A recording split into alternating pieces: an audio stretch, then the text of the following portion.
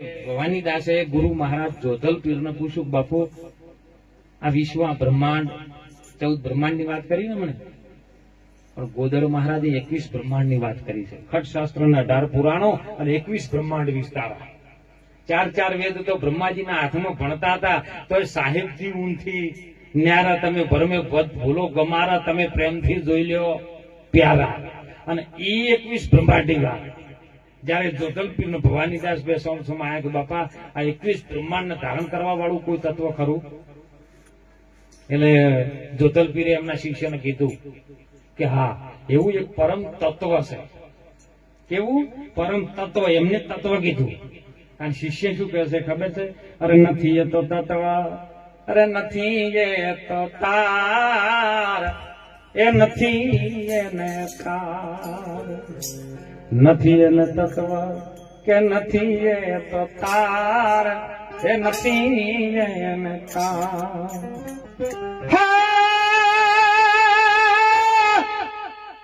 વચન માંથી કોઈ વચન બોલે છે અને બહુ કરે પોકાર, તમે જોજો રે આમાં જંતરી નો બજાવનારો કોણ છે?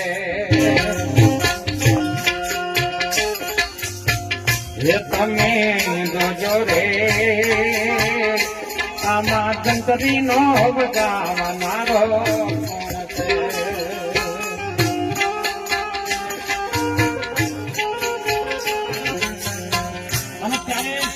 કીધું કે બાપા તાર નથી ને બહુ વચન ની અંદર પોકાર કરી લો તો કદાચ આ ભૂમિકા ઉપર રહીને મારે જોવું હોય તો જોવાય ખરું. તો સાહેબ એના ગુરુ મહારાજ બોલ્યા, ન જોવાય રૂપિયા નો ના લેવાય પાર, ના લેવાય પાર.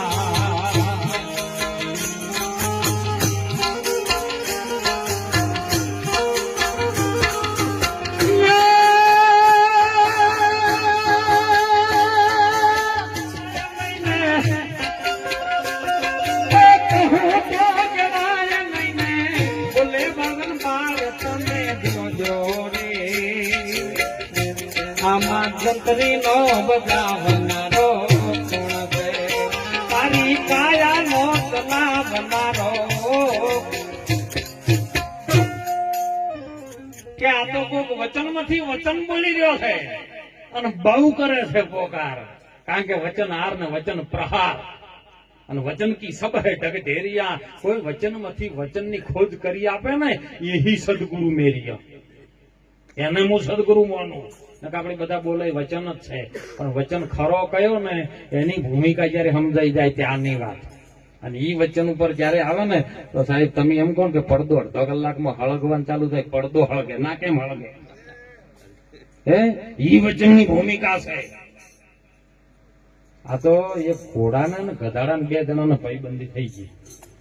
આમ હકીકતમાં થાય નહીં આ બે જણાને, પણ ભૂલથી થઈ ગઈ. કળિયુગ છે મહારાજ.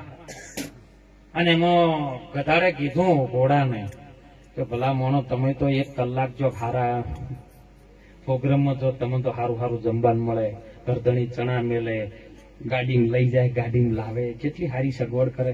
અને મને તો ગરદણી મોટી મોટી ગોળે ઉપડાવે, ખાવા માટે હો હાલે શેરડીમાં હો તમે. અને એ 2 તો કમારીને મને તો તગડી મેલે ઉકેડા જતા રહે અને એ જઈને ચરતા હોય. પણ કોક દિવસ તમે ભાઈબંધ થયા છો તો કોક દાડો સારું સારું ખાવા તો લઈ જાઓ. તો ભલા મોણા હું લઈ જઉં ખરો, પણ તું ભૂમિકામાં રહી કે નહીં.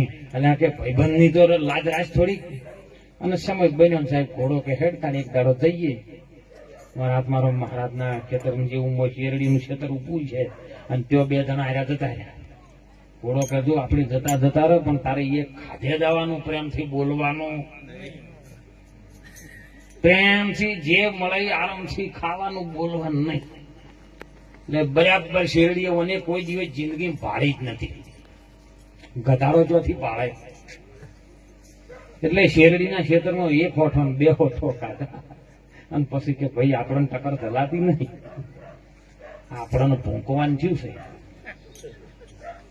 એટલે ઓયની પાડી રાડ તે હોમે ઘર ધણી ઊંઝો તો હાથ ગોઠાળી લાકડી લઈને આવી. હવે ઘોડો પાડી ગયો, ઘર ધણી જાજો છે, નક્કી આપણને મારશે. એટલે ઘોડે દોટ મૂકી સાહેબ અને વાડ હતી ને ઠેકીને બહાર નીકળી ગયો. પણ ઓલો ગધાડો પાછળ પેલો ઘર ધણી નજીક આવી ગયો, લાકડી ચોડવાનું ચાલુ રાખ્યું. એટલે પેલો કૂદકો મારે ખરો, પણ કયા પગેથી? પાછલા પગેથી. એટલે પેલા ઘરધણીએ દે કરીને લાકડી, એટલે ઓના પગ થોડાક આમ ભાઈ ગયા જેવા થઈ ગયા. એટલે ઘરધણીને દયા આવી કે જવા દેવાનું, ગમે તો પગ ભાઈ ગયા અમે મરી જાય અને હત્યા લાગશે. થોડી વાર થયું, ઘરધણી જતો રહ્યો. પેલો ગહેડા તો બહાર નીકળ્યો ને ઘોડાને કે ભલામણો ભાઈબંધી નો હવે વિશ્વા રખાય? જરાય આમ તમારા ઉપર હવે વિશ્વા ન રખાય. કે કેમ? કે તમે મને લેવા ના રહ્યા, પણ કે ગોડા તાર ભૂંકાય ને, પણ કે હવે મારાથી ભૂંકાઈ ગયું, પણ તાર ઘર ધણી આવીને મને મારતો તાર લેવા તો આવવું પડે. એટલે પણ કે હું કૂદ્યો તેમ મારી જવું પડે ને કૂદકું. કે પણ તમે આગલા પગે કૂદ્યા હતા અને અમારી હાથ ભેટીએમાં કોઈ દાડો આગલા પગે કૂદ્યા નથી.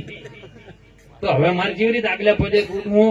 આ તો સાહેબ આપણે આમ ભક્તમાં ભજનમાં આવે છે ને, તો આ જેમ આજ કેવલરામ મહારાજ આગલા પગેથી કૂદીને આ માયાની વાડને ઠેકીને બહાર નીકળી ગયા ને, એમ કદાચ આપણે ગુરુ મહારાજના શિષ્ય હોય અને ગુરુ મહારાજનું વચન જો કદાચ શિરના સાથે લીધો હોય ને, તો આ માયાની વાડ કૂદીને બહાર નીકળી જાય ને, તો મોજ કરી શકે, ન કે હોઠા ખાઈને મરી જાઓ. એટલે જાગી જાજો વેલાસર.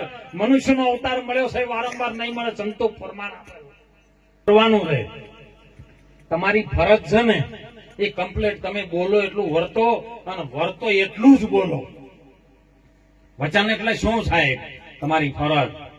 તમે જેટલું બોલો છો એટલું વર્તી શકો ને તો જ સાહેબ. એટલે કીધું સંતોએ સમયકાળ વયો જાય છે, અને જ્યારે આ શરીરનો છોડવાનો ટાઈમ થશે ને ત્યારે મહાપુરુષો સંતો કહે છે, બહુ પ્રમાણ આપ્યા છે કે કદાચ વચ્ચે ગમે એટલું હશે ને તો છેલ્લી ફિલ્મમાં એન્ડમાં બધું આવે, ખબર છે? પણ પડદો કેવો છે? પડદાની ભૂમિકામાં તમે જગારો દઈએ કશું આવતું. પિક્ચરના થિયેટરમાં જોય એટલે પડદામાં આગ લાગી, પણ પડદો કોઈ દાડો લાગ્યો? ગોળીઓનો ભડાકા થતા હોય, અટોમ બોમ્બ ચાલતા હોય ને આગ લાગી હોય, પણ પડદાનું કોઈ થયું? ત્યાં વરસાદ વરસ્યો હોય, યાર મેઘ ખોડા થઈ ગયા, નદી નાળામાં પાણી આવ્યું, પણ વરસાદમાં કોઈ પડદો ભીંજાણો પિક્ચરનો? તો ગોળીમાં મારો તો પડદા હું ગોદાડો आई. એવા પડદા તો પડદે में रहने दे, પડદા જો ખુલ ગયા તો ભેદ. આ તો અનાદિનો સનાતન ધર્મની સંસ્કૃતિને જે દાડે પાઠ મળતા ને એ દાડે સંતો કહેતા, પરદે આવો ને પરદે જાઓ ને પરદે કરો કમાઈ. એ પંચ મહેશ્વર જો આજ્ઞા આપે ને તો આવું પડદાની મોય, એ પડદાની મોયની વાત તો ગુરુ મહારાજના ચરણે જો ને જયારે તન મન ધન સમર્પિત કરો, અને શીશ જયારે ગુરુ મહારાજના ચરણોમાં સમર્પિત હો. સમર્પણ ભાવ એટલે કશું રે નહીં એમ નામ. અને અર્પણ કરો તો અડધું આપીને અડધું રાખ્યું એવું ફેર છે જમીન આસમાનનો. અને સમર્પણ કર્યા પછી સાહેબ કેવલ તમે રહો. તમને ઉભા રાખે ગુરુ મહારાજ વચનની ભૂમિકામાં, અને વચન તમે સેવન વચન ધોઈને પીવો ને તો એનો બેડો પાર. નહીતર સાહેબ તોરલ જેવા સતી કીધું, જેસલ કરી લે વિચાર, માથે છે જમ કેરો માર. આ તો બધો સપના જેવો છે સંસાર. એ આવો જેસલરાય આપણે પ્રેમ થકી મળીએ, અને સદગુરુ કોઈ આવા પૂરા હોય ને તો જઈને આપણે પૂરા હોય ત્યારે હો. ચોક અધૂરા છીએ એટલે તોરલે પૂરા કીધું. ખૂબ ધારા ચાલુ સાહેબ. હું તો પહેલી વખત મારા આવવાનું છું, પણ મને સંતો ભારે બહુ આનંદ થયો કે આવા સંતો સાહેબ. અમે તો ઘણી વખત મહારાજને બધા ભેળા ભજનમાં મહેસાણાની અંદર ઘણી વખત ભેળા થયા છે, અને આવા સંતોનો દર્શનનો લાભ આજે કેવલરામ મહારાજે આપણને અપાયો છે ને. કઈક કેવલરામ કરે છે ને એવું શીખજો, કેમ કે તમે જે કરેલું છે ને તમારા હંગાઈ આવશે. કન સોરો ને કન વાસરો ને કન માને બાપ, અંતે જાવું છે તારે એકલું હાથે પુણ્ય ને પાપ. પણ કદાચ એક જણો ટૂંકું દ્રષ્ટાંત કરીને આપણે વાણી વિરામ, કારણ કે મહાપુરુષોનો આપણે સંતોનો લાભ લેવાનો.